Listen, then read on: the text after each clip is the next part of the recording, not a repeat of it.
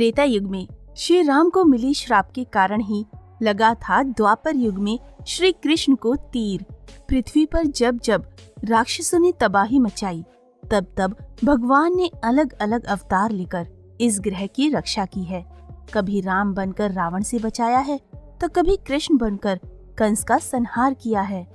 भगवान ने अलग अलग अवतार लिए थे और अलग अलग नाम से जाने गए, लेकिन वो एक ही हैं।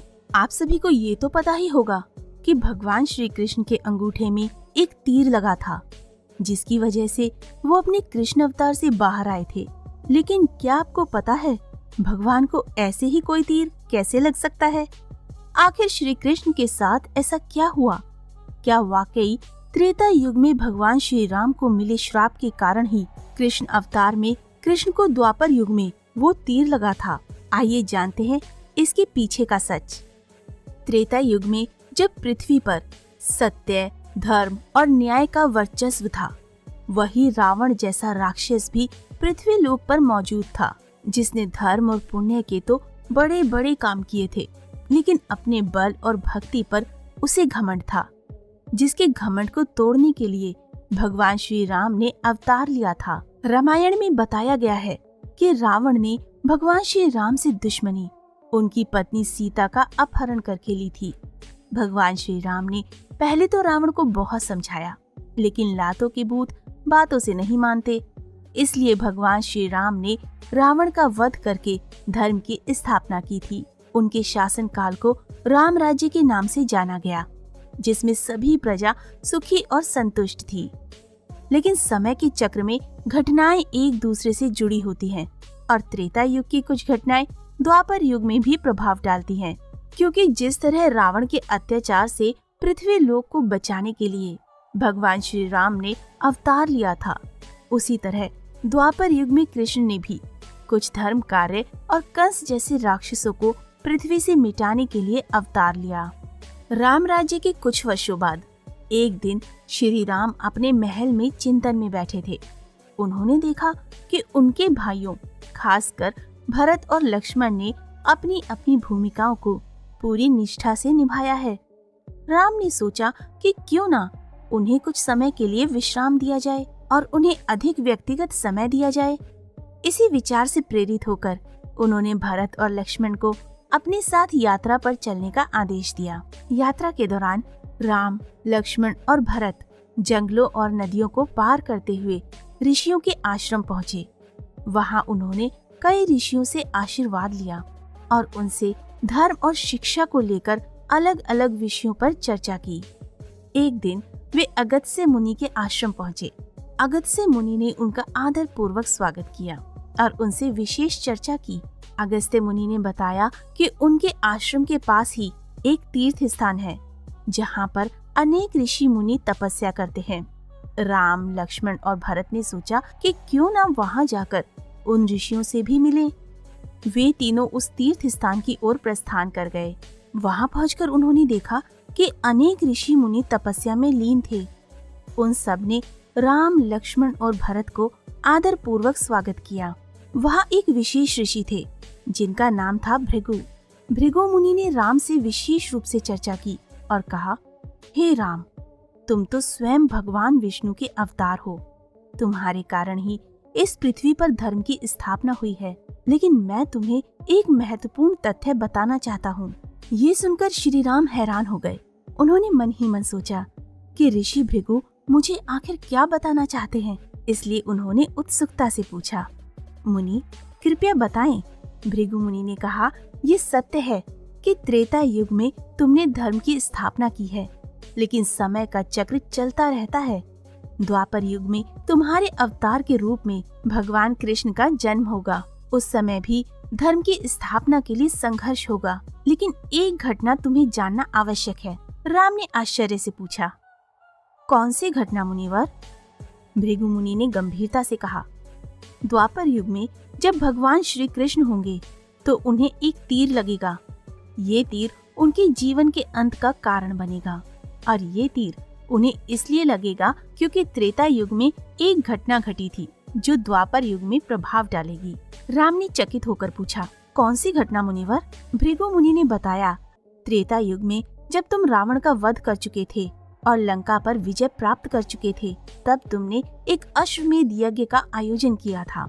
उस यज्ञ में तुमने एक शूद्र तपस्वी का वध किया था जो नियमों का उल्लंघन कर रहा था। उसकी आत्मा ने श्राप दिया था कि तुम्हारे अगले अवतार में तुम्हें तीर लगेगा और तुम्हारा जीवन समाप्त होगा। राम ने गंभीरता से सुना और कहा, मुनि, मैं इस श्राप को स्वीकार करता हूँ। ये तो समय का चक्र है। समय और होनी को कोई नहीं टाल सकता। ये मेरे द्वारा की गई एक भूल है, या फिर ये कहें कि नियति में ऐसा ही लिखा गया था, इसलिए मैं इसका पालन करूँगा। भृगु मुनि ने आशीर्वाद दिया और कहा, हे राम, तुम्हारी महानता और धैर्य को नमन है। तुमने जिस प्रकार धर्म की स्थापना की है, उसी प्रकार द्वापर युग में भी तुम धर्म की स्थापना करोगे। इस तरह भगवान श्री राम अपने भाइयों के साथ भृगु ऋषि से आज्ञा लेकर वहाँ से लौट आते हैं। धीरे धीरे समय बीतता गया और त्रेता युग समाप्त हुआ। द्वापर युग का आरंभ हुआ। इस युग में भगवान विष्णु ने श्री कृष्ण के रूप में जन्म लिया। उन्होंने अपने जीवन में अनेक लीलाएं की और धर्म की स्थापना के लिए कौरवों और पांडवों के बीच हुए महाभारत युद्ध में महत्वपूर्ण भूमिका निभाई। महाभारत युद्ध के बाद श्री कृष्ण ने धर्म की स्थापना की और धर्मराज युधिष्ठिर को हस्तिनापुर का राजा बनाया। समय के साथ श्री कृष्ण द्वारका लौट आए और वहां अपने राज्य का संचालन किया। लेकिन समय का चक्र चलता रहा और वो दिन भी आया जब श्राप का प्रभाव दिखने लगा। एक दिन श्री कृष्ण जंगल में विचरण कर रहे थे। वो बहुत ही शांत और गंभीर मुद्रा में थे। उनके मन में अनेक विचार आ रहे थे।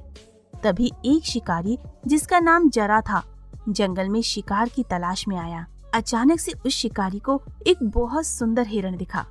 उस हिरण को देखते ही उसके मन में विचार आया कि आज तो मैं इसका शिकार करूंगा। इसलिए उसने दूर से हिरण का भ्रम किया और तीर चलाया। लेकिन होता वही है जो नियति ने पहले से घड़ रखा है, और ऐसा ही हुआ। वो तीर जाकर श्री कृष्ण के पैर में लग गया। जरा शिकारी भागते हुए श्री कृष्ण के पास पहुंचा और देखा कि उसने गलती से भगवान श्री कृष्ण को तीर मारा है। वो बहुत ही दुखी और भयभीत हो गया। उसने श्री कृष्ण के चरणों में गिरकर क्षमा मांगी। श्री कृष्ण ने मुस्कुराते हुए कहा, शिकारी, तुमने जो किया वो समय का चक्र था। ये सब नियति के अनुसार ही हुआ है। तुम्हें दोष नहीं है। तुम व्यर्थ की चिंता कर रहे हो। इसमें तुम्हारी कोई गलती नहीं है। अंगूठे में लगे तीर की वजह से भगवान श्री कृष्ण को भी असहनीय पीड़ा का सामना करना पड़ा, जिससे वो चाहकर भी अपनी जान ना बचा सके। और इस तरह उस तीर की वजह से ही उनके कृष्ण अवतार का भी अंत हो गया। श्री कृष्ण ने अपने परम धाम की ओर प्रस्थान किया। उनकी ये जीवन लीला समाप्त हुई और वे वैकुंठ वापस लौट गए। द्वापर युग का अंत हुआ और कलयुग का आरंभ हुआ। इस प्रकार त्रेता युग में श्री राम को मिला श्राप द्वापर युग में श्री कृष्ण के जीवन का अंत बन गया। ये घटनाक्रम दिखाता है कि समय का चक्र निरंतर चलता रहता है और हर युग में धर्म की स्थापना के लिए भगवान स्वयं अवतार लेते हैं। तो दोस्तों, अब तो आपको समझ आ ही गया होगा कि समय और नियति के चक्र से स्वयं भगवान भी नहीं बच पाए। त्रेता युग में भगवान श्री राम से हुई एक भूल का नतीजा उन्हें द्वापर युग में अपने दूसरे अवतार के रूप में भुगतना पड़ा। नियति किसी में भेद नहीं करती, उसके सामने सब समान है, चाहे वो सामान्य पुरुष हो या फिर भगवान का अवतार। आपने जैसे कर्म किए हैं उसका फल नियति आपको जरूर देगी, इस जन्म में नहीं तो अगले जन्म में, क्योंकि ये तो नियति का चक्र है। आप जैसा करोगे वैसा ही पाओगे। तो दोस्तों, इस कथा को सुनने के बाद आपको समझ आ ही गया होगा कि कौन से श्राप की वजह से भगवान श्री कृष्ण को तीर लगा था। वैसे आपको हमारी ये वीडियो कैसी लगी, हमें कमेंट करके जरूर बताइएगा। वीडियो पसंद आई हो तो इसे लाइक करके हमारे चैनल को सब्सक्राइब करना ना भूलें। धन्यवाद।